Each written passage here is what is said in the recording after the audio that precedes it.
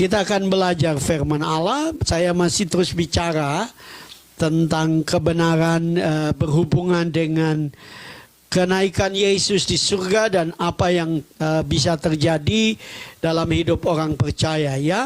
Malam ini saya memberi judul buat khotbah saya adalah pemulihan kita saat Yesus di surga. Apakah Yesus di surga mempengaruhi apa yang sedang terjadi di tengah-tengah dunia ini atau seperti apa, ya? Kita akan belajar bersama-sama ya apa yang menjadi rencana Tuhan dalam hidup orang percaya. Baik, kita baca bersama-sama dalam Kisah Rasul pasal yang ke-1 ayat ayat 6 sampai ayat yang ke-7. Ya, Kisah Rasul pasal yang ke-1 ayat 6 sampai 7. Sekali lagi dengan kasih Kristus, kalau saudara bisa terus tap-tap layar dan bagikan live biar lebih banyak orang hadir dalam room live ini dan mereka mendengarkan firman Tuhan. Terima kasih saudari Bella sudah typing ayatnya. Kisah Rasul 1 ayat 6 sampai 7 saya akan bacakan buat kita semua. Kisah Rasul pasal yang ke-1 ayat 6 sampai 7 saya akan bacakan. Maka bertanyalah mereka yang berkumpul di situ, Tuhan, maukah engkau pada masa ini memulihkan kerajaan bagi Israel? Jawabnya, engkau tidak perlu mengetahui masa dan waktu yang ditetapkan Bapa sendiri menurut kuasanya. Sekali lagi saya bacakan Kisah Rasul 1 ayat 6 dan 7. Maka bertanyalah mereka yang berkumpul di situ, Tuhan, maukah engkau pada masa ini memulihkan kerajaan bagi Israel? Jawabnya, engkau tidak perlu mengetahui masa dan waktu yang ditetapkan Bapa sendiri menurut kuasanya. Nah, Bapak Ibu saudara-saudara yang kekasih dalam Tuhan Yesus, ya seperti yang saya katakan bahwa saya ingin berkhotbah malam ini dengan judul pemulihan kita saat Yesus di surga. Kalau saudara pernah pergi ke Israel, ya, maka ada momen di mana dalam perjalanan ke Holy Land, saudara-saudara, adalah pergi di apa yang disebut dengan tembok ratapan. Nah, tahukah saudara-saudara bahwa tembok ratapan itu adalah sisa dari bait Allah, ya, yang dibangun pada waktu Raja Herodes, ya. Itu adalah sisa dari tembok bait Allah dan disebut sebagai tembok ratapan. Nah, kalau saudara perhatikan dan menurut kesaksian banyak orang bahwa di tembok itu sebenarnya dari sebelum Yesus datang, ya. Sesudah, karena tembok ratapan itu sesudah, di tembok ratapan itu ada banyak orang menyaksikan bahwa ada banyak orang Israel masih terus berdoa, ya, masih terus berdoa di tempat itu untuk kedatangan Mesias. Kenapa Bapak Ibu saudara? Karena mereka merindukan pemulihan terjadi kepada mereka, ya. Mereka terus merindukan ini, ya. Nah, Bapak Ibu saudara, memang kita semua kalau kita mau jujur dalam hidup ini, kita semua dalam hidup ini membutuhkan pemulihan.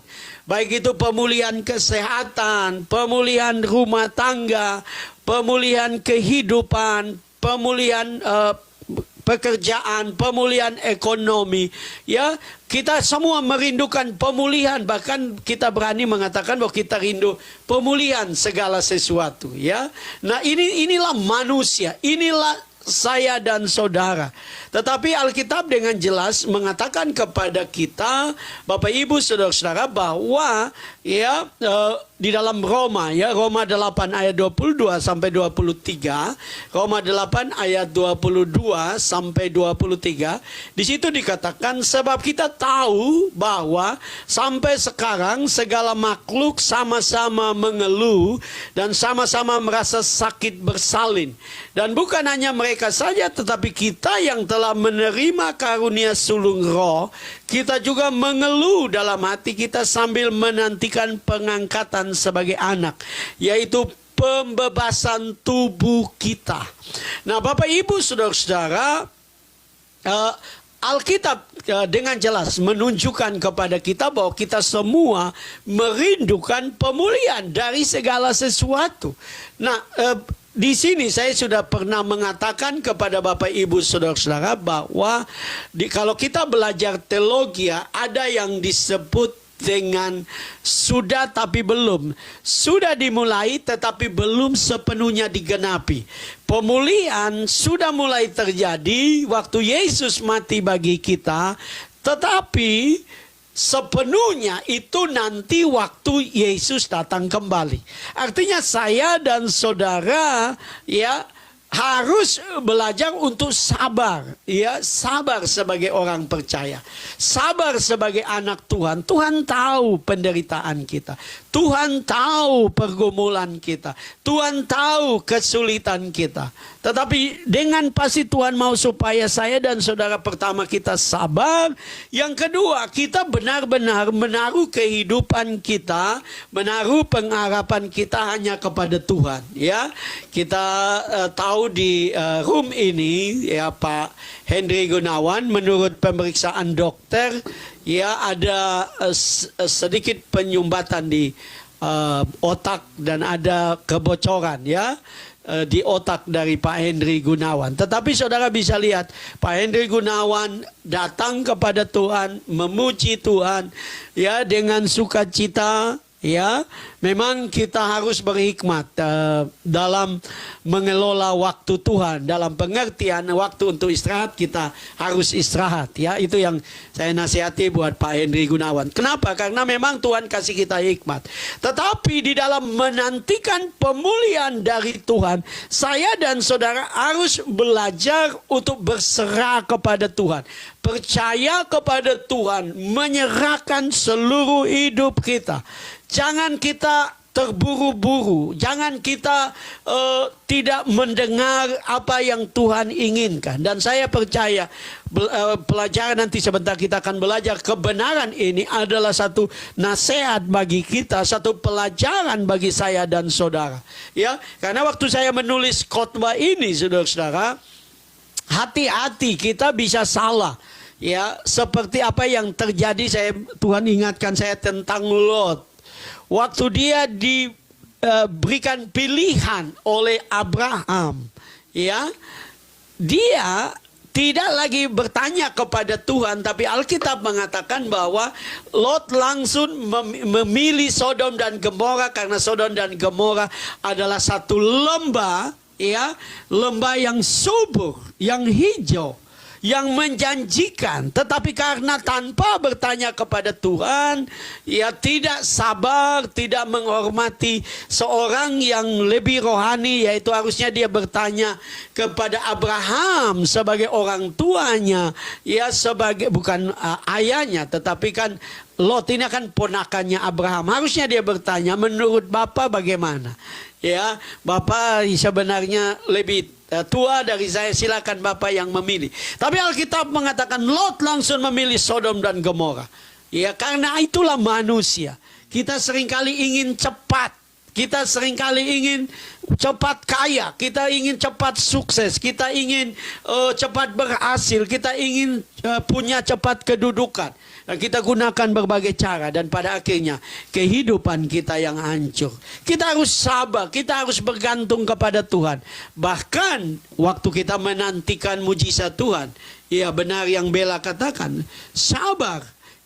Sepanjang kita dekat dengan Tuhan, percaya semua ada dalam kontrol Tuhan. Percaya semua akan baik-baik saja, karena Tuhan tidak pernah meninggalkan kita. Dia ada dengan kita. Dia menyertai saya dan saudara. Nah, ada dua hal yang kita bisa belajar malam ini. Yang pertama, pemulihan kita saat Yesus di surga. Seringkali kita ini mau secepatnya. Nah, ini manusia. Kita mau secepatnya. Coba kita baca dalam ayat 6 dari Kisah Rasul pasal 1 tadi. Maka bertanyalah mereka yang berkumpul di situ, Tuhan, maukah engkau pada masa ini memulihkan kerajaan bagi Israel? Nah, kenapa mereka bertanya begini? Karena mereka lihat waktu mereka lihat Yesus hadir di tengah-tengah Israel pada waktu itu, dan Yesus melakukan mujizat, Yesus memberi makan 5.000 orang, Yesus melakukan hal-hal yang besar. Mereka sudah berpikir, Bapak Ibu Saudara, bahwa ini waktunya Tuhan membebaskan mereka, ya. Tuhan membebaskan mereka. Ya, secara khusus kalau kita baca dalam terjemahan firman Allah yang hidup, di situ dikatakan, Kisah Rasul 1 ayat 6 dalam terjemahan firman Allah yang hidup, dikatakan pada kesempatan lain ketika ia menampakkan diri kepada mereka, mereka bertanya kepadanya, Tuhan, apakah Tuhan akan membebaskan Israel dalam kurung dari penjajahan Romawi sekarang dan memulihkan kami sebagai bangsa yang merdeka? Jadi mereka, Bapak Ibu Saudara-saudara, mereka minta supaya Tuhan masa ini, ya, karena mereka melihat bahwa Tuhan sepertinya tidak ada keinginan untuk membebaskan mereka dari penjajahan Romawi, ya.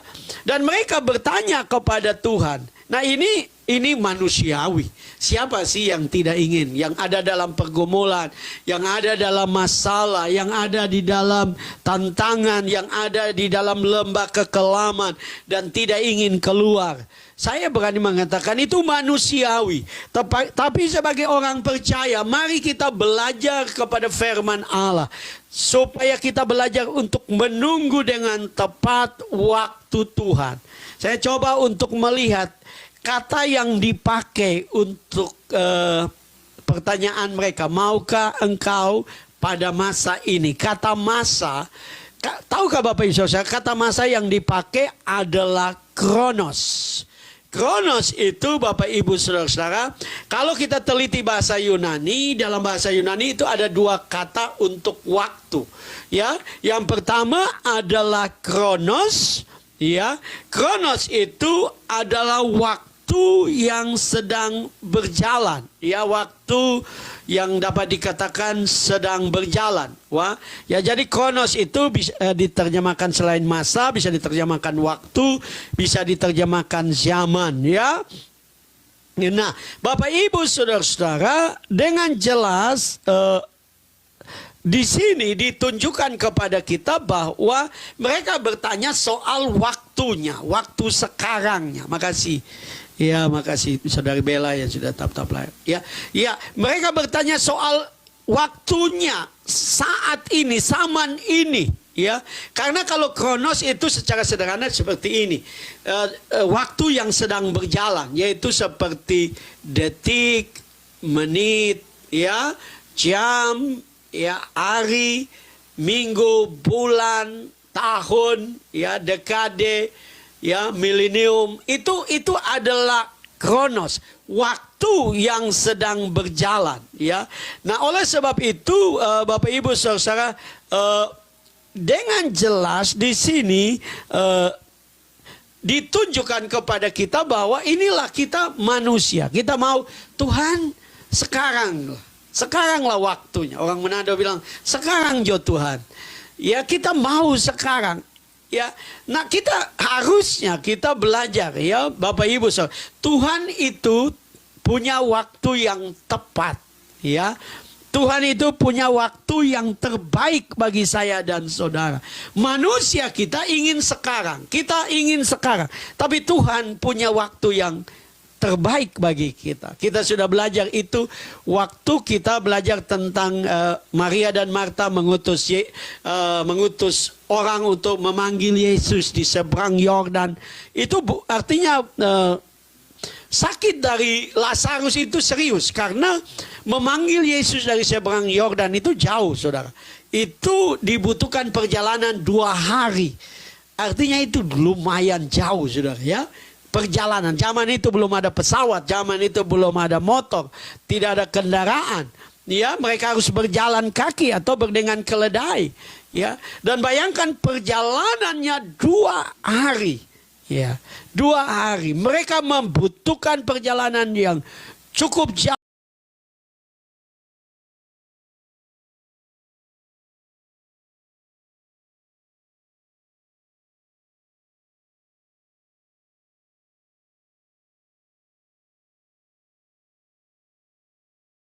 dengan jelas waktunya tertunda. Kemudian Alkitab mengatakan Yesus berangkat, jadi tunda 2 hari, perjalanan 2 hari. Ya waktu Yesus sampai di sana ya sudah 4 hari. Itu sebabnya Marta berulang-ulang berkata, Tuhan, dia sudah berbau busuk. Karena memang menurut waktu, menurut kronos, ya, menurut kronologi, ya dari Lazarus sudah berbau busuk. Nah, kita seringkali ingin cepat, tapi Tuhan tahu yang terbaik. Harusnya kita belajar. Kadang-kadang Tuhan, kita sudah berdoa, kita sudah lakukan doa puasa, kita sudah lakukan segala sesuatu, tapi Tuhan belum jawab. Nah, cara kita atau apa yang kita harus lakukan, kita harus berserah kepada Tuhan. Kita harus percaya kepada Tuhan. Kita harus bergantung sepenuhnya seluruh hidup kita kepada Tuhan. Kenapa? Karena Tuhan itu, Tuhan berkuasa. Tuhan tahu yang terbaik. Tuhan merancangkan yang terbaik. Ya, ada teman kita di akun saya, berteman dengan saya. Tadi sore dia WA saya bahwa Pak Pendeta, saya sudah tidak mampu lagi menghadapi masalah. Memang beberapa kali dia datang di Room Life ini minta bantuan doa untuk masalah hidupnya, rumah tangganya, ekonomi. Dia katakan, saya tidak mampu, air sudah sampai di leher sepertinya. Dan saya berkata, ya, sebagai hamba Tuhan saya hanya bisa berkata sabar. Tunggu waktu Tuhan. Tunggu waktu Tuhan. Tunggu waktu Tuhan yang tepat. Karena ada ungkapan mengatakan jam Allah selalu tepat. Jam Allah selalu tepat. Karena itu saya dan saudara harus belajar. Ya. Dan Tuhan ingatkan saya tentang Ayub. Ayub belajar sabar. Ya. Sabar waktu Tuhan. Kalau saudara belajar Alkitab, Allah juga bekerja menurut waktu. Bahkan kedatangan Yesus itu bukan kedatangan yang kebetulan atau ya sesukanya Tuhan. Tapi Alkitab mengatakan dalam kitab Kolose bahwa ketika genap waktu Allah, Allah mengutus anaknya bagi kita. Artinya Allah bekerja di dalam waktunya. Dan kita harus belajar sabar di dalam waktunya. Ya. Nah, oleh sebab itu saya dan saudara berserah kepada Dia. Dan kalau kita percaya sungguh-sungguh, jangan pernah engkau berpikir kita sendiri. Karena sekalipun kita ada di lembah kekelaman, Daud berkata bahwa Tuhan beserta aku. Sekalipun kita ada di dalam perapian menyala-nyala, tapi Tuhan ada dengan kita seperti Sadrak, Mesak, dan Abednego. Jadi kita harus belajar menurut waktu Tuhan. Karena kalau saudara belajar Alkitab, Tuhan sudah berjanji pun, Tuhan bekerja menurut waktu. Contohnya, ya Tuhan berjanji kepada Abraham, Tuhan akan memberikan kepada Abraham, Tuhan memberikan kepada Abraham seorang anak perjanjian. Abraham secara khusus Sarah tidak sabar. Dan mereka melakukan kesalahan besar karena tidak sabar. Kita semua ada cenderung begitu. Yaitu dengan dia menyodorkan Hagar, kemudian lahirlah Ismail. Persoalannya sampai sekarang. Kalau dia belajar sabar, mungkin tidak ada banyak masalah. Ya, itulah manusia. Nah, jadi Tuhan mau supaya kita sabar. Ya, bahkan orang yang sudah diurapi Tuhan, diberkati Tuhan seperti Daud pun, waktu dia diurapi, dia harus tunggu 13 tahun. Ya, baru dia menjadi raja. Yusuf sudah punya mimpi besar, tetapi dia harus juga tunggu 13 tahun. Ya, kita harus belajar sabar kepada waktu Tuhan. Yang kedua, Bapak Ibu Saudara, kalau kita perhatikan yang kedua, Bapak Ibu Saudara, saya ingin bicara tentang pemulihan kita saat Yesus di surga ada dalam waktu Bapa yang terbaik. Ya, ada di dalam waktu Bapa yang terbaik. Ya. Terima kasih buat gift-nya. Ya, jadi kita lihat di sini kalau kita baca ayat 7, ya. Ayat 7 dari Kisah Rasul pasal 1, di situ dikatakan, ya, Jawabnya, ini jawab Yesus, engkau tidak perlu mengetahui masa dan waktu yang ditetapkan Bapa sendiri menurut kuasanya. Ini luar biasa. Waktu saya meneliti tentang kata masa dan waktu, tahukah saudara bahwa kata yang dipakai adalah kairos. Beda, tadi kan kronos yang dipakai, waktu yang berjalan, detik, menit, jam, hari, minggu, bulan, ya, dekade dan milenium. Tapi di ayat yang ketujuh, ya, kata yang dipakai oleh Yesus, murid-murid menggunakan kata kronos, Yesus memakai kata kairos. Kairos itu adalah kesempatan dari Tuhan.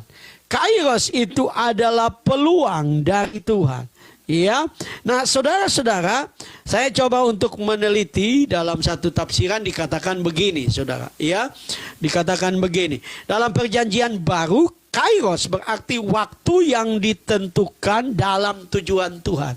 Jadi Tuhan itu melakukan, bukan saja melakukan sesuatu, tapi Tuhan dengan hidup kita itu, Tuhan ada tujuan. Tuhan tidak ciptakan kita sekedar ada. Ya, Tuhan ada tujuannya. Jadi dia punya waktu, dia punya kairos, ya, dia sudah tetapkan dengan tujuan. Jadi dia punya kairos buat Frans, dia punya kairos buat saudara, dia punya kairos buat Pak Hendri Gunawan, ya, dia punya kairos buat saudara, kesempatan dengan tujuan. Tujuannya itu tujuan besar, ya. Ya, itu punya tujuan yang besar, saudara-saudara. Karena itu dia tidak kebetulan memberkati saya, dia tidak kebetulan memberkati saudara, dia tidak kebetulan, ya karena kebetulan Pak Hendri datang ya saya sembuhkan, tidak. Dia menyembuhkan Pak Hendri Gunawan, ada tujuannya, ada tujuan Allah. Ya seperti tadi kita belajar tentang Lazarus. Dia membangkitkan Lazarus karena dia punya tujuan kepada Lazarus. Supaya dengan kebangkitan Lazarus banyak orang Yahudi, banyak pemimpin agama diselamatkan. Jadi Tuhan melakukan mujizat karena dia punya tujuan. Saya sudah bilang di sini bahwa Tuhan lebih menginginkan melakukan mujizat bagi kita. Tuhan lebih menginginkan memberkati kita. Tuhan lebih menginginkan menyembuhkan kita. Kenapa? Karena ada tujuan dari mujizat itu. Apa tujuan? Supaya kita menjadi berkat. Supaya kita menjadi kesaksian. Supaya kita menjadi tanda ajaib bagi banyak orang. Ya, karena Allah bertindak menurut waktunya, ya. Itu sebabnya kita harus belajar, ya, untuk berserah kepada Tuhan, ya. Nah, di dalam Roma 13 ayat 11 sampai 13 di situ dikatakan waktu ada dalam buku tafsiran. Jadi dikatakan waktu kairos telah tiba. Hal ini memerlukan tindakan, pertobatan, transformasi, suatu perubahan hidup, ya. Kairos dikatakan, tahukah saudara, kairos itu bukan hanya krisis, tapi peluang dan bantuan. Dalam penjelasannya, Tuhan membantu kita dalam memahami kairos, suatu momen rahmat, suatu momen anugerah, suatu momen spesial. Tujuannya apa? Supaya kita jadi berkat, ya. Jadi kalau saudara berdoa terus Tuhan belum jawab, kita berdoa, kita semua berdoa dan Tuhan belum jawab. Saudara, tugas kita adalah berserah kepada Tuhan, berserah kepada tujuan Tuhan, berserah kepada rencana Tuhan, berserah kepada apa yang Tuhan kehendaki, berserah sungguh-sungguh kepada Tuhan. Kenapa? Karena akan tiba kairosnya.